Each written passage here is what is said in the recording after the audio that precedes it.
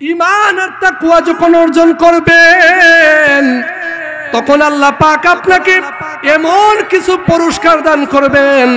আল্লাহ এর পরের আয়াতের মধ্যে বলেন, লাহুমুল বুশরা ফিল হায়াতিদ দুনিয়া ওয়াল আখিরা। ও দুনিয়ার মানুষ, দুনিয়াতে এবং আখিরাতের সুসংবাদ তুমি গ্রহণ করো। আখিরাতে যেমন তোমার কোনো ভয় থাকবে না, দুনিয়াতেও তোমার কোনো ভয় থাকবে না। কেন ভয় থাকবে না? আল্লাহর উপর ঈমান আনার কারণে আর পাশাপাশি তাকওয়া অবলম্বন করার কারণে। এই দুই জিনিস তোমার মধ্যে থাকার কারণে তুমি দুনিয়া ও আখিরাতের সুসংবাদ গ্রহণ করো। ওই সুসংবাদ কি সুসংবাদ? আল্লাহ বলেন, লা তাবদীলা লিকালিমাতিল্লাহ। এই আল্লাহর কথার মধ্যে কোনো হেরফের নাই, কোনো দুই নম্বরই নাই। আল্লাহ তা পাক যা তোমাকে বলেছেন, তাকওয়া অবলম্বন করার পুরস্কারের কথা যা তোমার সাথে ওয়াদা করেছেন, কঠিন হাসরের ময়দানে আল্লাহ পাক রব্বুল আলামিন তোমাকে এমন এমন কিছু পুরস্কার দান করবেন, যে পুরস্কারের কথা দুনিয়ার কোনো মানুষ তার কান দিয়া কখনো শুনে নাই, আর কান দিয়া শুনলেও তা সত্যিকার অর্থে অনুধাবন করতে পারবে না। যুবক ভাইয়েরা লক্ষ্য করুন, আমি আপনাদের সামনে পবিত্র কোরআন শরীফ থেকে একখানা আয়াতে কারিমা তেলাওয়াত করেছি। আল্লাহ পাক রব্বুল আলামিন ওই আয়াতকে সামনে রেখে কিছু কথা বলবো। আল্লাহ পাক রব্বুল আলামিন আমাকে তৌফিক দান করেন। সূরাতুল ইউনূসের ৬২ নম্বর আয়াতের আপনাদের সামনে তেলাওয়াত করেছি। আল্লাহ পাক রব্বুল আলামিন বলেন, আলা ইন্না আউলিয়া আল্লাহি লা খাউফুন আলাইহিম ওয়া লা হুম ইয়াহজানুন। রব্বুল আলামিন পবিত্র কোরআন শরীফে বড় সুন্দর করে চমৎকার ভাষায় বলেছেন, ও দুনিয়ার মানুষেরা শোনো, আলা ইন্না আউলিয়া আল্লাহ। ও দুনিয়ার মানুষেরা তোমরা সাবধান হয়ে যাও, জেনে রাখো, নিশ্চয় আলা ইন্না আউলিয়া আল্লাহ, আমার বন্ধু যারা, আউলিয়া যারা, ওলি যারা, তাদের কোনো চিন্তা নাই, তাদের কোনো ভয় নাই। লা খাউফুন আলাইহিম ওয়া লা হুম ইয়াহজানুন। সম্মানিত হাজিরিন, আপনারা জানেন আউলিয়া শব্দটা হইল ওলি শব্দের বহু বচন। ওলি হইল এক বচন আর আউলিয়া হইল বহু বচন। আল্লাহ তাআলা বলেন, আলা ইন্না আউলিয়া আল্লাহ, জেনে রাখো আমার ওলিদের কোনো ভয় নাই। ওলি কারা এর ব্যাখ্যা আমি পরে দিতেছি। আল্লাহ পাক রব্বুল আলামিন বলেন, নিশ্চয়ই জেনে রাখো আমার বন্ধু যারা, আমার ওলি যারা, তাদের কোনো চিন্তা নাই, তাদের কোনো টেনশন নাই। লা খাউফুন আলাইহিম ওয়া লা হুম ইয়াহজানুন। সুবহানাল্লাহ। ভাইরা আমার, এবার লক্ষ্য করে দেখুন ওলি কারা। ওলি আল্লাহ পাক রব্বুল আলামিন পরের আয়াতে বলেন, ওলি হইল আল্লাযীনা আমানু ওয়া কানু ইয়াত্তাকুন। ওলি হইল তারা যারা ঈমান আনে, যাদের ঈমান আছে, আর যারা তাকওয়া অবলম্বন করে। এখন কথা হচ্ছে ঈমানের সহিত যারা তাকওয়া অবলম্বন করে তাদেরকে ওলি বলা হয়। এখন যদি আমাকে প্রশ্ন করেন, হুজুর ঈমান কাকে বলে, ওলি কাকে বলে একটু বলেন, তাহলে আমরা ওলি কাকে বলে বা ওলি হইতে কি কি লাগে আমরা বুঝতে সহজ হবে। এই সাইডের বাবারা, ছোট বাচ্চারা যারা আছো, চিল্লাচিল্লি করবা না। মাহফিল কর্তৃপক্ষ যারা আছেন, আপনারা মেহেরবানি করে এই বাচ্চাগুলোর একটু দূরে নেন। সম্মানিত হাজিরিন, লক্ষ্য করুন, আল্লাহ পাক বলেন, আমার বন্ধু যারা, আমার ওলি যারা, তাদের কোনো চিন্তা নাই, তাদের কোনো ভয় নাই, টেনশন নাই। এবার আসেন ওলি কারা? আল্লাহ এর পরের আয়াতে বলেন, আল্লাযীনা আমানু ওয়া কানু ইয়াত্তাকুন। দুনিয়ার মুসলমানেরা, ওলি হইল তারা যারা ঈমান আনয়ন করেছে, ঈমানের সাথে নেক আমল করে, ঈমানের সাথে যারা তাকওয়া অবলম্বন করেছে, তারা হইল ওলি। এবার আসেন, ওলি কাকে বলে, ঈমান কাকে বলে? ঈমানের সংজ্ঞাটা খুব সংক্ষেপে বলি, সময় স্বল্প। আল্লাহ পাক রব্বুল আলামিন বলেন, ঈমান হইল, সংক্ষেপে যদি বলি, পবিত্র কোরআনের শুরু থেকে সূরা নাস পর্যন্ত এই কোরআনের ভিতরে যত আদেশ আছে, এই আদেশগুলা মানা, যত নিষেধ আছে এই নিষেধগুলাকে মানা, এর নাম হইল ঈমান। হাদিস শরীফ আল্লাহর প্যারা হাবিব মুহাম্মদুর রাসূলুল্লাহ সাল্লাল্লাহু আলাইহি ওয়াসাল্লামের জবান দ্বারা, পবিত্র জবান দ্বারা যেই কথাগুলা আদেশ করেছেন, এই কথাগুলা মানা, যেই কাজের কথা নিষেধ করেছেন, ওই নিষেধ কাজ বর্জন করা। এই সব জিনিস যদি কোনো মানুষ মানে, তাহলে সে ঈমান আনয়ন করল। সহজ কথা, কুরআন এবং হাদিস বিশ্বাস করা, এর নাম হলো ঈমান। এর নাম হলো ঈমান। আর তাকওয়া কাকে বলে? তাকওয়া হইল ওই ঈমান এর উপর আমল করা। কুরআন এবং হাদিসে যা আছে, যেই সব আদেশ আছে, এইগুলা আল্লাহকে ভয় করে, আল্লাহর মহব্বতে, রসুলের মহব্বতে মানার নাম হলো তাকওয়া, আমল, নেক আমল। আর যেইগুলা নিষেধ আছে, এই নিষেধগুলা বর্জন করা, এই গুনার কাছ থেকে বাঁচা থাকা, এগুলা হইছে তাকওয়া। অর্থাৎ আল্লাহর জন্য আমল করবেন, আল্লাহর জন্য গুনাহ থেকে বাঁচবেন, আল্লাহর জন্য নেক আমল করবেন, আল্লাহর জন্যই আবার গুনাহ ছাড়বেন। এটা হলো তাকওয়া। বাবারা আমার লক্ষ্য করেন, আমার তেলাওয়াতকৃত আয়াতে খাউফ শব্দ ব্যবহার করা হয়েছে। খাউফুন শব্দের অর্থ যেমন ভয় করা, তাকওয়া শব্দের অর্থ ভয় করা। খাউফ শব্দের ভয় ওই জায়গার মধ্যে উল্লেখ হয় যেই জায়গার মধ্যে মানুষ গুনাহ করে, আবার আল্লাহকেও ভয় করে। যেমন যদি আপনাদেরকে বলি, দুনিয়ার মধ্যে কিছু মুসলমান দেখবেন গুনার কাজও করে, আবার আল্লাহকে ভয় করে, এই কথা স্বীকারও করে। কিছু মানুষ দেখবেন চুরিও করে, আবার বলে আল্লাহকে ভয় করি। কিছু মানুষ দেখবেন নামাজ পড়ে না, দেখবেন আবার বলে আল্লাহকে ভয় করি। কিছু মানুষ সুদ খায়, আবার বলে আল্লাহকে ভয় করি। কিছু মানুষ ঘুষ খায়, আবার বলে আল্লাহকেও ভয় করি। কিছু মানুষ, কিছু নারী স্বামীর অবাধ্যতা করে, জিজ্ঞাসা করলে বলে আমি আল্লাহকে ভয় করি। এই যে ভয়, এই ভয়টা বলা হয় খাউফ। এই খাউফুন শব্দের অর্থ এখানে প্রয়োগ করা হয়। আর তাকওয়া, তাকওয়া ও শব্দের অর্থ হলো ভয় করা। এই তাকওয়া ভয় ওই জায়গার মধ্যে ব্যবহার হয় যেই জায়গার মধ্যে একমাত্র আল্লাহকে ভয় করে, আল্লাহর মহব্বত অর্জনের জন্য, আল্লাহর সন্তুষ্টি অর্জনের জন্য গুনাহ থেকে বেঁচে থাকে।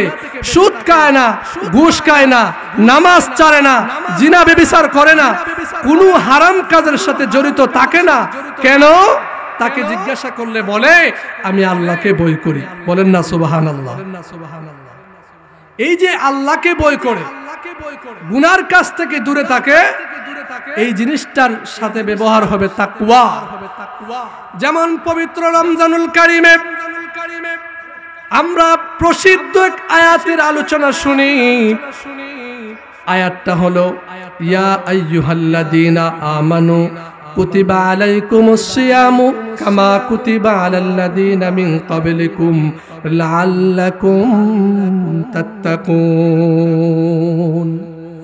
আল্লাহ পাক রব্বুল আলামিন বলেন, ও দুনিয়ার মুসলমানেরা, লক্ষ্য করে তুমি শুনো, ইয়া আইয়ুহাল্লাযীনা আমানু, হে ঈমানদারেরা, কুতিবা আলাইকুমুস সিয়ামু কামা কুতিবা আলাল্লাযীনা মিন ক্বাবলিকুম লাআল্লাকুম তাত্তাকুন। যদি সংক্ষেপে আমি বলি, আল্লাহ বলেন রোজা দেওয়ার কারণ হইল তোমরা যেন তাকওয়া অবলম্বন করতে পারো। তাকওয়া যেন অবলম্বন করতে পারো। আর তাকওয়া হয় হারাম জিনিস থেকে বাইচা থাকা, ইচ্ছা থাকা সত্ত্বেও গুনার কাজ না করে আল্লাহকে ভয় করা, এটাকে বলা হয় তাকওয়া। আর এই তাকওয়া যারা অর্জন করবে তাদেরকে আল্লাহর ওলি বলা হয়। সুবহানাল্লাহ পড়েন। তাদেরকে ওলি বলা হয়। আজকে সমাজের মধ্যে ওলি চিনতেও আমরা ভুল করি। আল্লাহ পাক রব্বুল আলামিন ওলি কাকে বলে বিস্তারিতভাবে ওলির সংজ্ঞা দিয়েছেন, কিন্তু তারপরেও কুরআন সুন্নাহ না জানার কারণে আমরা ওলি চিনতে ভুল করি। ওলি না চিনে ওই যে জডাসা গাঞ্জাসা গোসল করে না, 3 মাসেও একবার, শরীরের মধ্যে জ্বর, দুর্গন্ধে কাছে যাওয়া যায় না, ওই রকম মানুষকেও আমরা পীর মনে করে তার কাছে বায়াত গ্রহণ করি। নামাজের সাথে তার কোনো সম্পর্ক নাই, রোজার সাথে তার কোনো সম্পর্ক নাই, কুরআন সুন্নাহর বিধানের সাথে তার কোনো সম্পর্ক নাই, আল্লাহর রাসূলের হাদিসের সাথে তার কোনো সম্পর্ক নাই। এরপরেও আমরা ওইসব বদ খাসলত মানুষের কাছে গিয়ে বায়াত গ্রহণ করি, তাকে পীর মানি। ও দুনিয়ার মুসলমান, ভালো করে জেনে রাখো, আসলে যারা কুরআন মানে না, হাদিস মানে না, নেক আমলের সাথে যাদের সুসম্পর্ক নাই, তারা কখনো ওলি হইতে পারে না। তারা হইল শয়তানের ওলি। কথা বলেন ঠিক কিনা? আল্লাহ পাক পবিত্র কুরআনে বলেছেন ওলি কারা। সময় স্বল্পতার কারণে আমি একটু সংক্ষেপ শুধু টাচ করতেছি, বুঝে নেবেন। ওলি শব্দের অর্থ তাকওয়া যারা অবলম্বন করে, যারা ঈমানের সাথে তাকওয়া অবলম্বন করে। এই তাকওয়ার ভিতরে নামাজ আছে, এই তাকওয়ার ভিতরে রোজা আছে, এই তাকওয়ার ভিতরে সুদ ঘুষ থেকে বাঁচার কথা এসেছে, এই তাকওয়ার সাথে স্বামীর সাথে সুন্দর ব্যবহারের কথা এসেছে, এই তাকওয়ার সাথে হারাম কাজ থেকে বাঁচার কথা এসেছে, এই তাকওয়ার সাথে দুনিয়ার সমস্ত অশ্লীল বেহায়াপনা, গান বাদ্য সব কিছু থেকে বেঁচে থাকার কথা এখানে ঢুকে পড়েছে। আপনি বলবেন আমি তাকওয়া অর্জন করেছি, আর উপর দিকে গুনাহ করবেন, এটাকে তাকওয়া বলে না। আপনি নামাজ ছাড়বেন আর বলবেন আমি তাকওয়া অবলম্বন করেছি, এটাকে তাকওয়া বলে না। আপনি পীর দাবি করবেন, নামাজ পড়বেন না, আপনি সত্যিকার অর্থে পীর না, আর সত্যিকার অর্থে আপনার ওলি না। আপনি রোজা রাখবেন না, পীর দাবি করবেন, তাহলে সত্যিকার অর্থে আপনি ওলি না। আপনি গুনার কাজ করবেন, আবার পক্ষান্তরে ওলি দাবি করবেন, আসলে আপনি প্রকৃতপক্ষে ওলি না। ওলি হইল তারা যারা আল্লাহর সংজ্ঞা অনুযায়ী আমল করে, আল্লাহর কথা অনুযায়ী দুনিয়াতে চলে। আল্লাযীনা আমানু ওয়া কানু ইয়াত্তাকুন। সুবহানাল্লাহ। বাবারা আমার, এই তাকওয়া, ঈমান আর তাকওয়া যখন অর্জন করবেন, তখন আল্লাহ পাক আপনাকে এমন কিছু পুরস্কার দান করবেন। আল্লাহ এরপরের আয়াতের মধ্যে বলেন লাহুমুল বুশরা ফিল হায়াতিদ দুনিয়া ওয়াল আখিরা। ও দুনিয়ার মানুষ, দুনিয়াতে এবং আখিরাতের সুসংবাদ তুমি গ্রহণ করো। আখিরাতে যেমন তোমার কোনো ভয় থাকবে না, দুনিয়াতেও তোমার কোনো ভয় থাকবে না। কেন ভয় থাকবে না? আল্লাহর উপর ঈমান আনার কারণে আর পাশাপাশি তাকওয়া অবলম্বন করার কারণে। এই দুই জিনিস তোমার মধ্যে থাকার কারণে তুমি দুনিয়া ও আখিরাতের সুসংবাদ গ্রহণ করো। ওই সুসংবাদ কি সুসংবাদ? আল্লাহ বলেন, লা তাবদীলা লিকালিমাতিল্লাহ। এই আল্লাহর কথার মধ্যে কোনো হেরফের নাই, কোনো দুই নম্বরই নাই। আল্লাহ পাক যা তোমাকে বলেছেন, তাকওয়া অবলম্বন করার পুরস্কারের কথা যা তোমার সাথে ওয়াদা করেছেন, কঠিন হাসরের ময়দানে আল্লাহ পাক রব্বুল আলামিন তোমাকে এমন এমন কিছু পুরস্কার দান করবেন, যেই পুরস্কারের কথা দুনিয়ার কোনো মানুষ তার কান দিয়া কখনো শুনে নাই, আর কান দিয়া শুনলেও তা সত্যিকার অর্থে অনুধাবন করতে পারবে না। জান্নাত জান্নাত দান করবেন, জান্নাতের মধ্যে অসংখ্য গণতুন নাজ নিয়ামত দান করবেন। কোন কারণে? ঈমান আর তাকওয়া অবলম্বন করার কারণে। বলতেছিলাম সত্যিকার অর্থে আল্লাহর বন্ধু কারা? মনে হয় আমি আমার আয়াত থেকে অনেক দূরে চলে এসেছি। ভাইরা আমার, সত্যিকার অর্থে আল্লাহর বন্ধু, সত্যিকার অর্থে আল্লাহর ওলি কারা? আমার পূর্বের আলোচনা থেকে আশা করি কিছুটা বুঝতে পেরেছেন। আর ওই ওলিদের মর্যাদা কেমন হবে? আল্লাহর রাসূল সাল্লাল্লাহু আলাইহি ওয়াসাল্লাম বলেন, ও সাহাবীরা শুনো, কঠিন হাসরের ময়দানে যখন কোন মানুষ, যখন মা তার সন্তানের পরিচয় দিবে না, সন্তান মা বাবার পরিচয় দিবে না, বন্ধু তার ভাইকে ভুলে যাবে, বন্ধু তার বন্ধুকে ভুলে যাবে, বাবা তার সন্তানকে বলে যাবে, ওই কঠিন মুসিবতের সময় প্রত্যেকেই নিজের জান বাঁচানোর জন্য নাফসি নাফসি করবে। ওই সময় একমাত্র আপনি আমার প্যারা হাবিব দু জাহানের বাদশা নবী ছাড়া আর কেউ আমাদের জন্য কাঁদবে না। দুনিয়াতে যত আপন দেখেন, দুনিয়াতে যত আপন মানুষ দেখেন, কেউ পরকালে কাঁদবে না। একমাত্র বন্ধু হাবিবুল্লাহ আমাদের জন্য কাঁদবেন। আল্লাহর হাবিব বলেন, ওই কঠিন মুসিবতের সময় তাকওয়া আর ঈমান দুনিয়াতে অবলম্বন করার কারণে আল্লাহ তাদেরকে এমন পুরস্কার দান করবেন, যেই পুরস্কার দেখে পূর্বের নবীগণ ঈর্ষা করবে আর আফসোস করবে। আল্লাহ, যদি নবী না হইয়া আখিরি পয়গম্বরের উম্মত হইতাম, তাহলে আজকে এই কঠিন হাসরের ময়দানে এত সুন্দর সুন্দর ফজিলত, এত সুন্দর সুন্দর নাজ নিয়ামত ভোগ করতে পারতাম। সুবহানাল্লাহ, সুবহানাল্লাহ। সাহাবায়ে কেরাম বলেন, ওগো আল্লাহর হাবিব, কেমন পুরস্কার দান করবেন?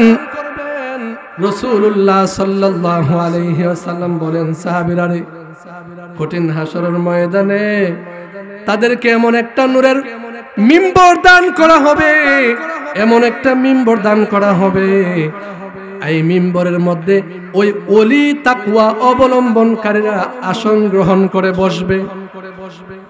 আর তাদের চেহারা এমন সুন্দর হবে, এমন সুন্দর হবে, মুফাসসিরিন কেরামগণ বলেন তাদের চেহারা নূর জলমল জলমল করবে।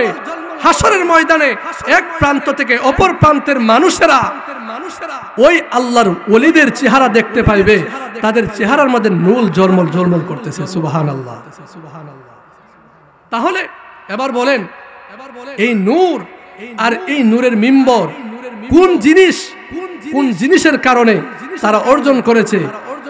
উত্তর আসবে, তারা ঈমানের সহিত তাকওয়া অবলম্বন করার কারণে। কথা বলেন ঠিক কিনা? এই জন্য বাবারা আমার, এলাকার মা বোনেরা গো,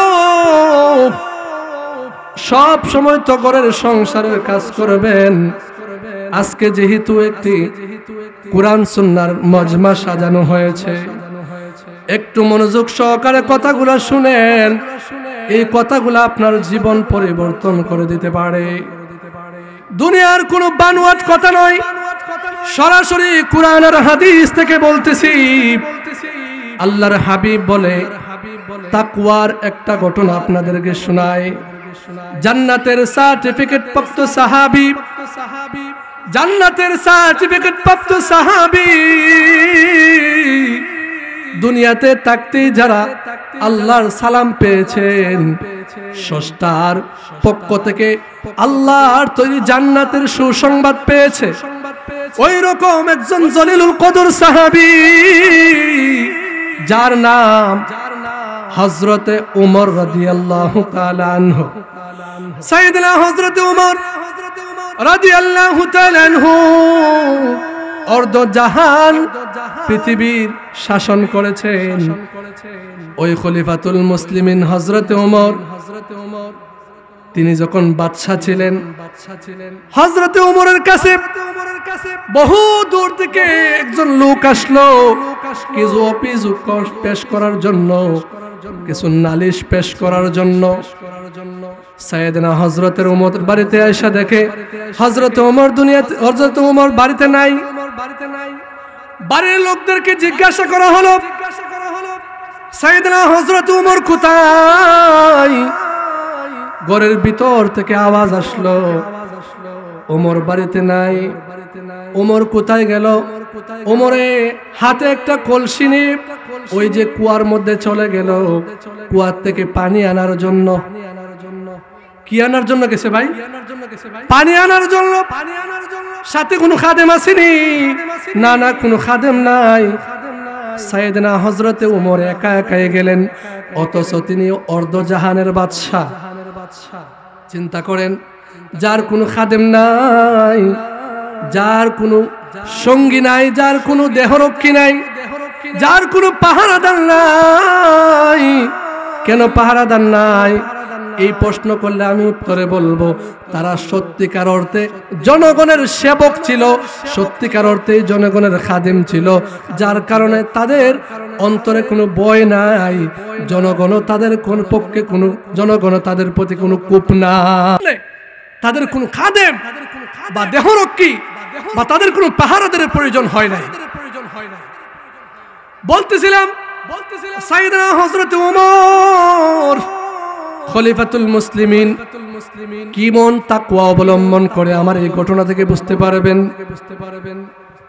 লোকটি বাড়ির মহিলাদের কথা শুনে ওই লোক কুয়ার দিয়ে চলে যাইতে লাগলেন।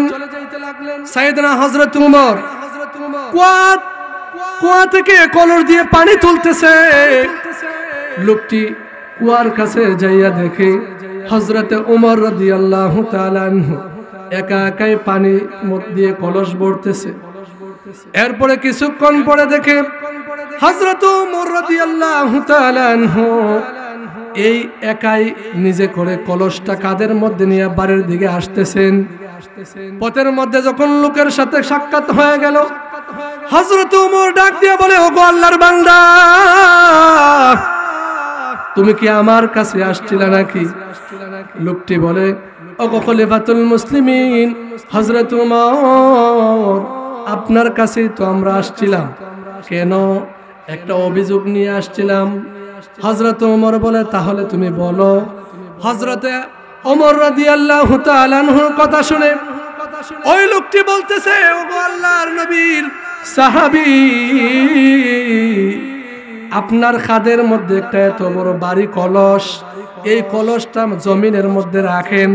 জমিনের মধ্যে রাখলে হয়তোবা আমি খুব ধীরস্থির ভাবে ঠান্ডা মাথায় আমার মনের অভিযোগগুলো আপনার কাছে পেশ করতে পারবো। হযরত উমর ওই লোকের কথা শুনে একটু রাগ হলেন, রাগ করলেন, কিন্তু আল্লাহর এই বান্দাকে বুঝতে দিলেন না। আল্লাহর এই বান্দা বলেন, ওগো খলিফাতুল মুসলিমিন, কলসটা একটু মাটিতে রাখেন। কিন্তু হযরত উমর মাটিতে না রেখে খলিফা উমর সরাসরি জমিনের মধ্যে বসে গেলেন, আর ওই কাদের কলসটা হযরত উমরের উরুর মধ্যে রাখলেন। হযরতে উমর উরুর মধ্যে কলস রাখার পর ওই আল্লাহর বান্দাকে বলে, ওরে আল্লাহর বান্দা, এবার তোমার অভিযোগের কথা পেশ করো। ওই আল্লাহর বান্দা বলে, ও খলিফাতুল মুসলিমিন, এখনো আমি দৃঢ়স্থির ভাবে কথাগুলো বলতে পারবো না। এই জন্যে, কারণ এই বাড়ি কলসটা আপনার রানের উপরে, আর এই রানের উপরে কলসটা রাইখা যদি আমি কথা বলি, তাহলে আমার মনের মধ্যে একটা তাড়াহুড়া কাজ করবে, আমি সুন্দরভাবে কথাগুলো বলতে পারবো না।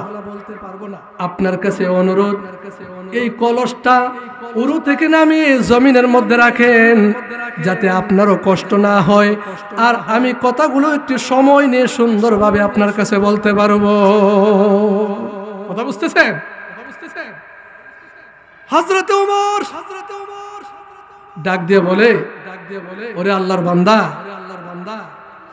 তুমি আমাকে বারবার ফিরাফিরি করো, আমি যেন কলসটা জমিনের মধ্যে রাখি। আসলে তুমি জানো না, যেই জমিনের মধ্যে আমি বসা আছি, এই জমিনটা আমার বাবার নয়, আমারও নয়। যেই জমিনের মধ্যে আমি বসা আছি, ওই জমিনটা আমার না।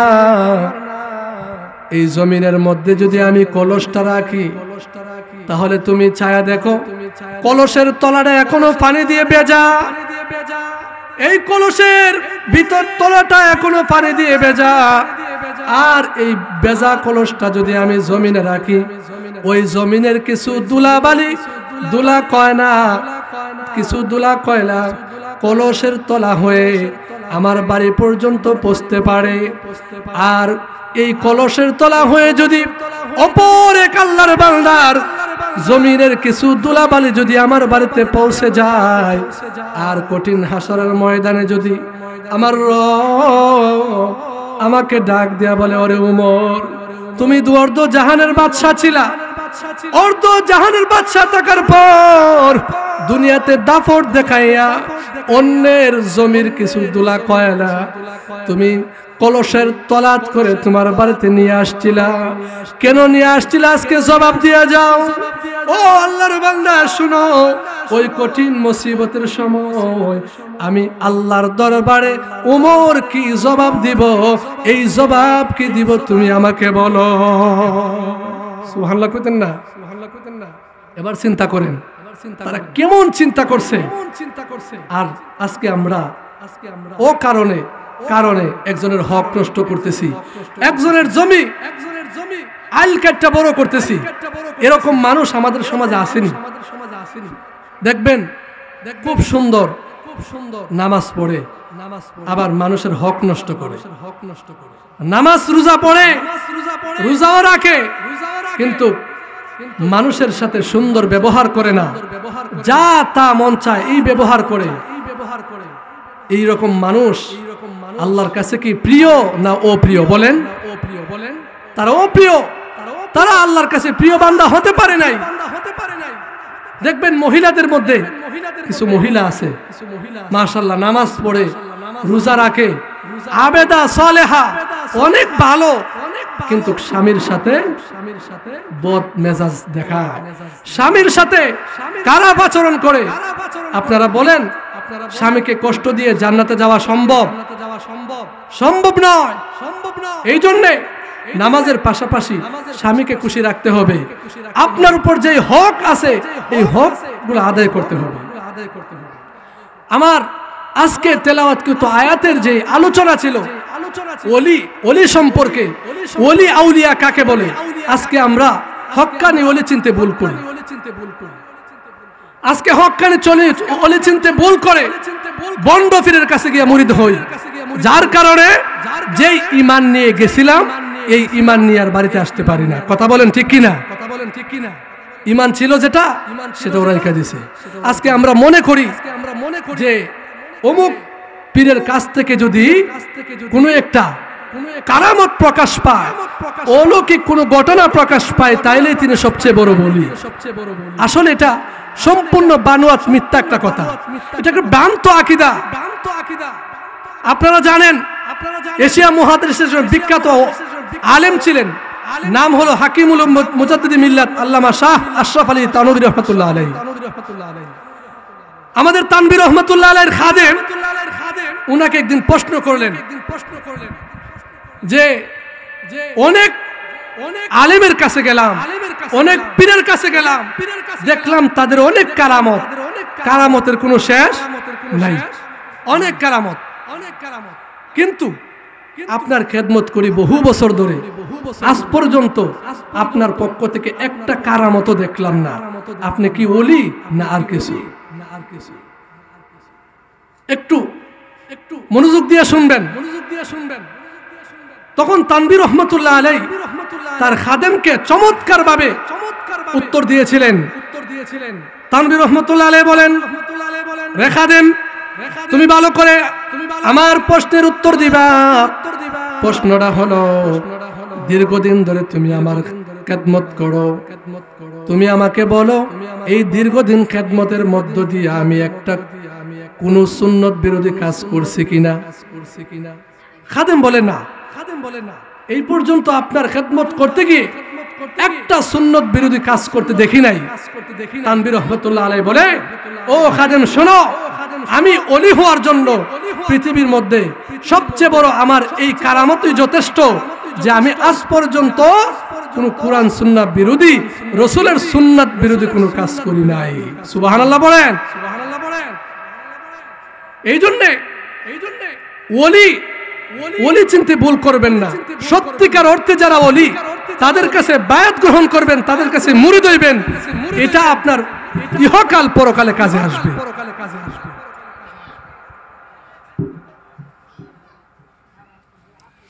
ভাইয়েরা আমার, লক্ষ্য করেন,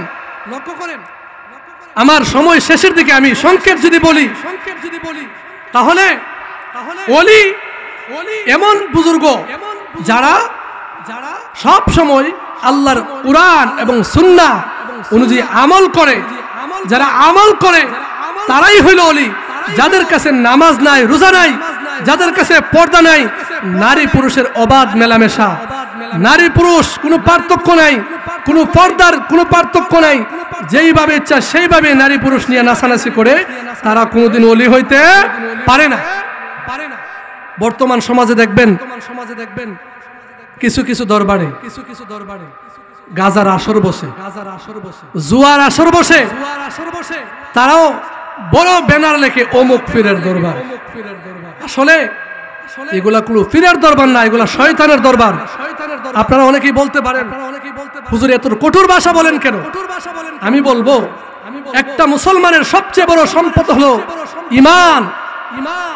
সবচেয়ে বড় সম্পদ ঈমান। আমি যদি সবচেয়ে বড় সম্পদ ঈমান এটার সংজ্ঞা বলি, তাহলে আপনারা বুঝে আসবে ঈমান কত বড় সম্পদ। বাবারা আমার, এই ঈমান যদি একটা মানুষের ভিতরে থাকে, তাহলে এই ঈমানের খাতিরে আল্লাহ পাক রব্বুল আলামিন কঠিন হাসরের ময়দানে তাকে চিরস্থায়ী ভাবে ক্ষমা করে তাকে চিরস্থায়ী একটা জান্নাত দিবে, যে জান্নাত থেকে বান্দা আর কোনোদিন বের হওয়া লাগবে না। আর যদি ঈমান না থাকে, তাহলে ঈমান না থাকার কারণে আজীবন যেই শাস্তির শুরু আছে কখনো শেষ হবে না, আর কখনো জান্নাতের গ্রাণও পাবে না। তাহলে এবার বলেন, এই চিরস্থায়ী জান্নাত লাভ হয় ঈমানের মাধ্যমে, আবার চিরস্থায়ী জান্নাত থেকে বঞ্চিত হয় একটা মানুষ ঈমানের কারণে। এখন এই জন্যই একটা মুসলমানের কাছে সবচেয়ে বড় সম্পদ হলো ঈমান। একটা মানুষের ভিতরে যখন ঈমান থাকে, তখন সে নামাজ পড়তে বাধ্য হয়। একটা মানুষের ভিতরে যখন ঈমান থাকে, তখন সে রোজা রাখতে বাধ্য হয়। একটা মানুষের ভিতরে যখন ঈমান থাকে, তখন সে অন্যের গীবত করে না, শিকায়াত করে না।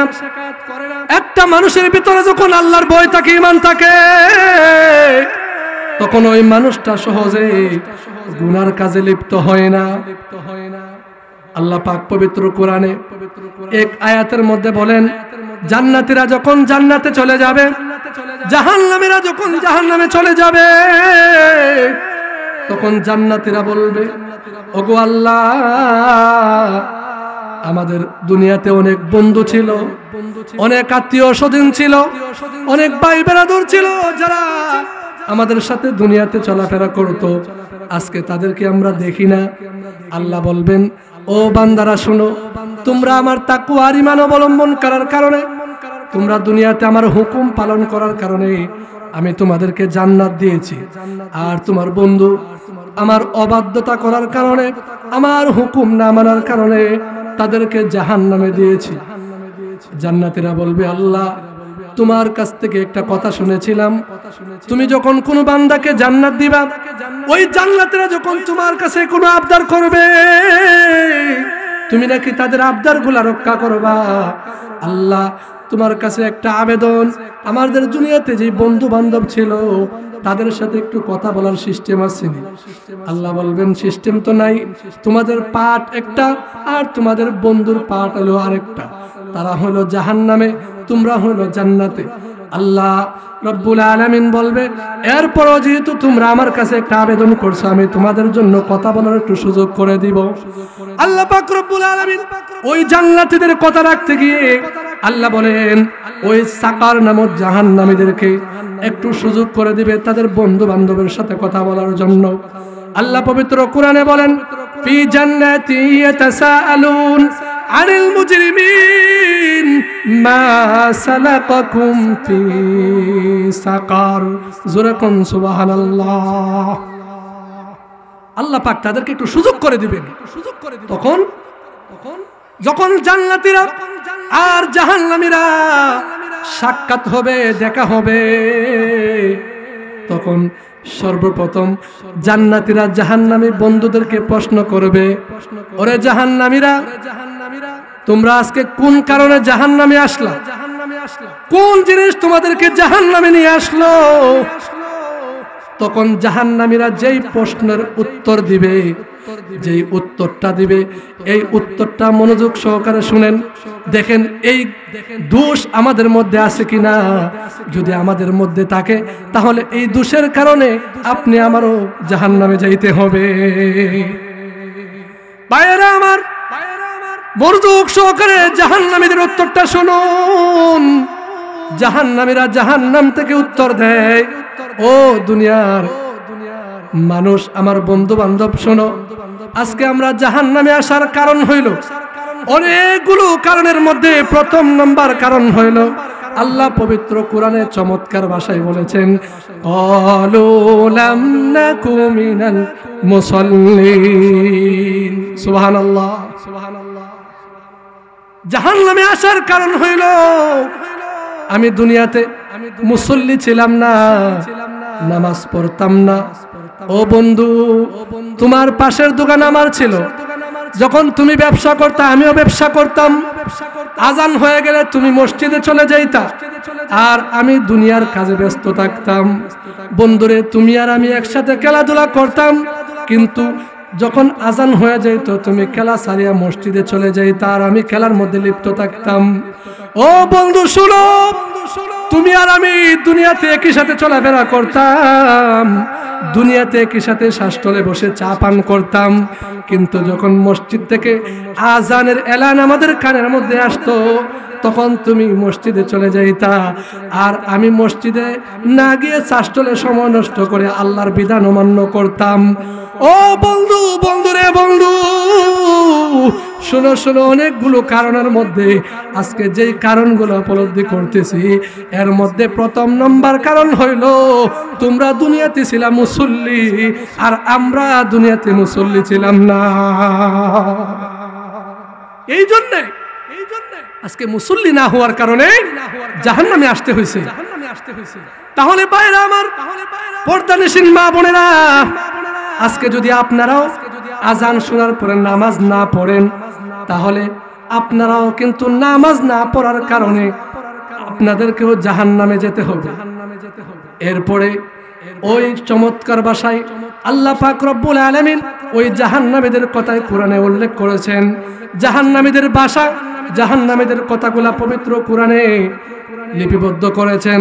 জাহান্নামীরা আরো 4টা কারণ বর্ণনা করে, সময় স্বল্পতার কারণে আমি ওই দিকে যাচ্ছি না।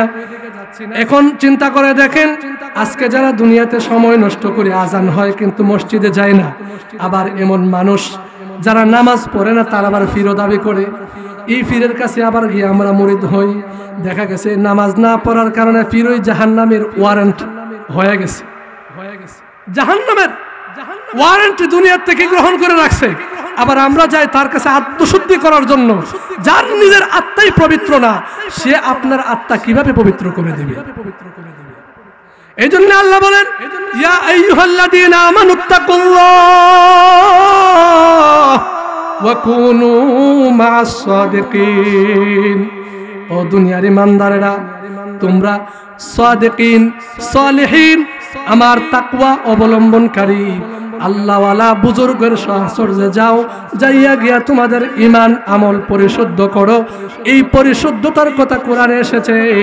আবার এখানে আমরা অনেকে একটা মিস্টেক করি। মিস্টেকটা কি বলবো? মিস্টেকটা হলো অনেকেই বলে পীর টির কোরআন শরীফে নাই। পীর আবার কি? অনেক মুসলমানের মুখে এই কথা শোনা যায়, পীর আবার কি? তারাও আবার ভুল করে। লক্ষ্য করে দেখবেন, একটা এক্সাম্পল দেই। যেসব মানুষরা বলে পীর কোরআনে নাই, হাদিসে নাই, পীরের কাছে মুরিদ হতে হবে, বিষয়টা কোরআন সুন্নাহর সম্মতি না, মানে কোরআন সুন্নাহ ভিত্তিক না। এই যে একটা অপপ্রচার চালায়, এটাও তাদের ভ্রান্ত আকীদা। তাদের কথাও সঠিক নয়। কেন সঠিক নয়? প্রাইমারি স্কুলের মাস্টার যদি বিশ্ববিদ্যালয় নিয়ে গবেষণা করে আর বিশ্ববিদ্যালয়ের বই পড়াতে যায়, এটা যেমন বোকামি। কিছু সাধারণ মানুষ বাংলা বই পুস্তক পড়ে পড়া তারা কোরআন হাদিসের ব্যাখ্যা করতে যায়, কোরআন হাদিস রিসার্চ করতে যায়। দেখা গেছে এই রিসার্চ করতে গিয়ে তারা সুপথ না পায়ে কুপথের মধ্যে নিমজ্জিত হয়। যেমন তারা বলে কোরআনের মধ্যে কোনো পীর শব্দ নাই, কোরআনের মধ্যে কোনো মুর্শিদ শব্দ নাই। আমি বলবো, বাবারে, তুমি তো কোরআন শরীফের ব্যাখ্যাই বুঝো না, তুমি তো কোরআন হাদিসের কোনো আলোচনাই বুঝো না। কোরআন শরীফে যেমন পীর শব্দ নাই, কোরআন শরীফও ঠিক তেমনি ভাবে রোজার কথাও নাই। রোজা যেমন আছে সাওম নামে, নামাজ যেমন আছে সালাত নামে, কোরআন শরীফের মধ্যে আল্লাহ পাক পীরের যে শব্দ পীর, এটা সাদিকিন নামে আলোচনা করেছেন। এই জন্য বাবারা, আমরা পীর ধরতে সর্বোচ্চ সতর্কতা অবলম্বন করব। কোন ভ্রান্ত পীরের কাছে আমাদের ঈমান আমল বিক্রি করব না। হক্কানি রব্বানি আলেমের কাছে আমরা বায়াত গ্রহণ করব, তাদের সাহায্য গ্রহণ করে আমাদের ঈমান আমল হেফাজত করব, পরকালের যাত্রী হব। আল্লাহ পাক রব্বুল আলামিন আমাদেরকে ওই পথ অবলম্বন করলেই যেই জান্নাতের সুসংবাদ দিয়েছেন, এই জান্নাত আমাদেরকে দান করবেন। হুজুর এসে গেছে, আমি আর সময় নষ্ট করব না। আমি এখানে যে আলোচনা করেছি, আল্লাহ তাআলা বলেছেন, আল্লাযীনা আমানু ওয়া কানু ইয়াত্তাকুন, যে তাকওয়া অবলম্বন করো ঈমানের সাথে।